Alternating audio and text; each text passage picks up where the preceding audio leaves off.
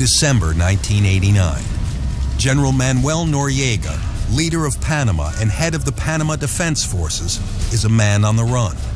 Tensions between Noriega and the United States have reached a boiling point, and in a shockwave of military might, American ground and airborne troops invade and capture targets across Panama.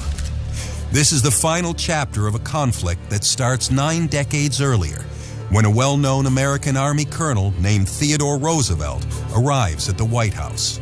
Roosevelt pursues an aggressive foreign policy of military dominance and interventionism, like many leaders of the era. All of the great powers, Great Britain, France, Germany, the United States, had big battle fleets. They were all wrestling for control, even in the Western Hemisphere. Roosevelt needs a fast and reliable way to shuttle his Navy between the Atlantic and Pacific Oceans.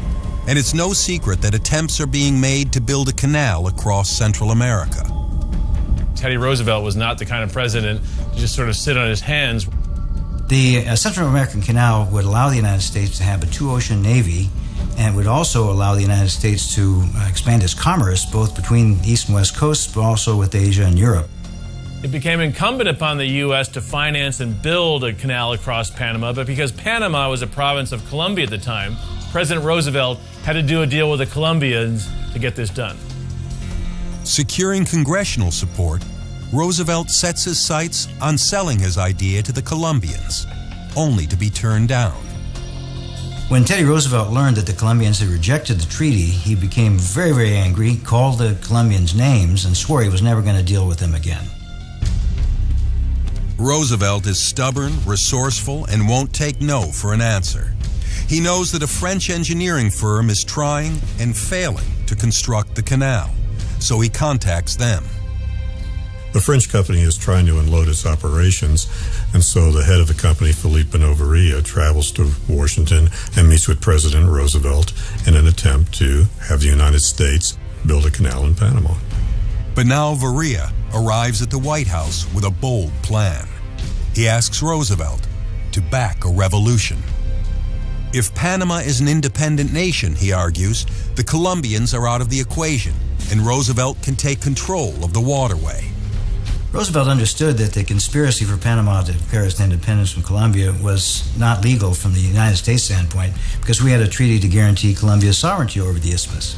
However, he was so angry at the Colombians and so anxious to get the canal started that he looked the other way and the conspiracy went forward. November 1903, a revolution begins in the province of Panama. While the Panamanians proclaim their independence, a U.S. warship, the USS Nashville, steams into action in the port of Colón. The Colombians sent troops via ships to put down the revolt, but the presence of U.S. gunships prevented all but a handful of Colombian troops from landing, and those who did were bought off.